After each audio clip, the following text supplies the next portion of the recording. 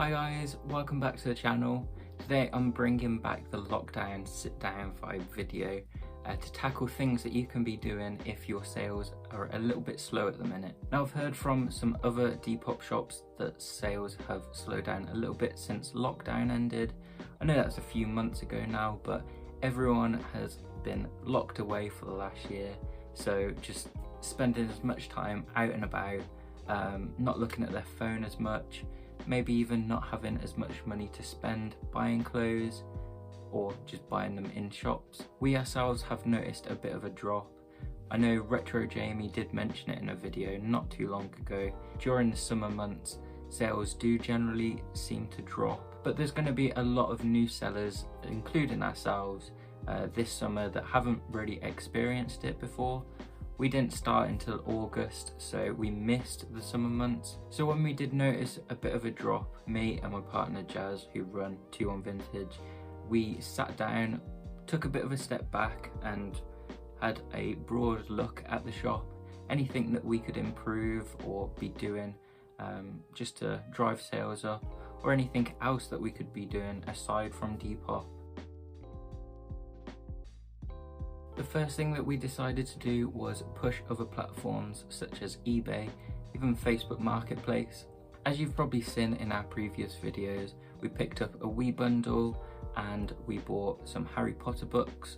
Now without a doubt, the passion of reselling definitely lies with clothing for me and my partner Jazz. In terms of like the Wii bundle, I have always loved gaming, and yeah, pretty much my whole childhood, 10 hours a day I was playing games, so yeah, it was something that I just researched, saw that some things were more valuable and just kept an eye out for them in charity shops. So yeah, maybe if you've got some other passions aside from fashion, have a little research into them. I know that pretty much every reseller hits up charity shops, car boots as well, and you're always bound to find other things apart from clothes that you could be selling, and you're not having to spend hours going out your way to find these places. They're literally in the places that you're already looking. So yeah, why not spend an extra few minutes to see what else that the places might also have. Like I mentioned, just the Wii bundle, paid £25 for that, and we did get £80 for it on Facebook Marketplace. Only took a week of it being on there and someone came and picked it up. And the Harry Potter books are doing really well. Another thing that we have been doing is trying to be more active on Instagram. Just like other social medias that you could be doing, just try and get as consistent as possible on those. Now obviously it may not have a direct impact, but it's getting your brand out there. More people are probably going to be looking at your shop just from you posting on stuff like that, that might not have before. TikTok's a really good one. It's fairly easy to get like almost like a viral bit of content on there, so give that a try if you hadn't. We did for a bit, but we're focusing now on Instagram and YouTube, and yeah, seeing how it goes. But yeah, it's all about finding what you have fun with, because realistically, if you're doing Depop as full-time, even part-time, you're doing it because you enjoy it, and so you don't really want to make it feel like work. We really enjoy making these videos on YouTube and also the Instagram content. Another thing that we decided to work on was our descriptions and photos. Now we were really happy with both of these, but with photos, as you probably know, when you're trying to list everything, sometimes photos can go missing, or yeah, you may not get every tag of something. So we just spent the time basically catching up any areas that we had missed. And then also with the descriptions, we were fairly happy with these. It did feel like there was something just like missing from it.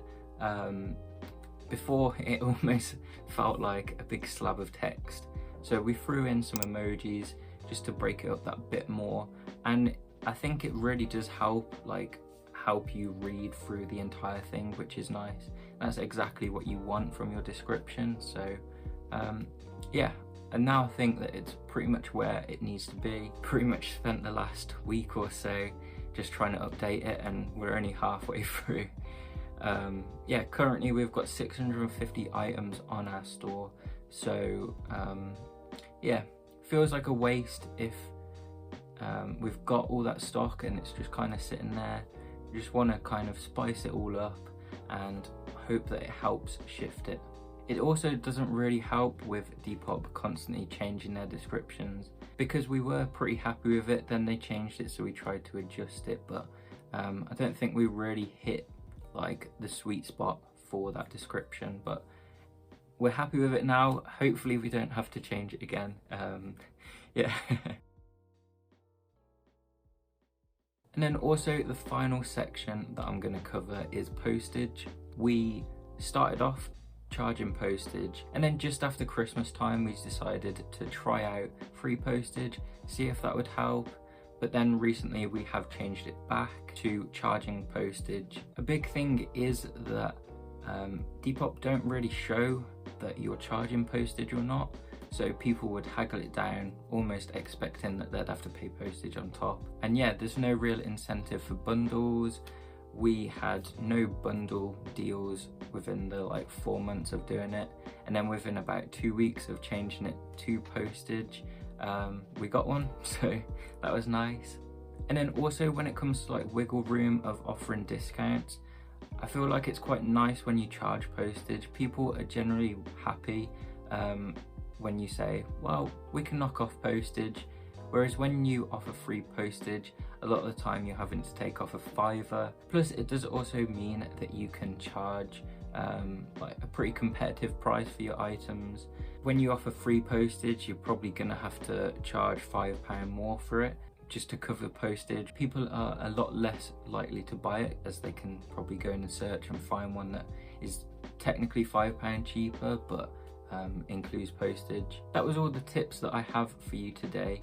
Definitely just recommend taking a step back, looking where your Depop shop could improve, anything that you could be doing to better it. If you did find the video useful, make sure you smash the like button.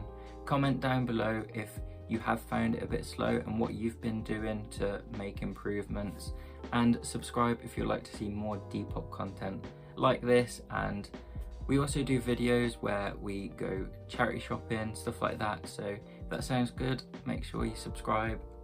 Anyway, I'll catch you in the next one. Have a great day. Bye.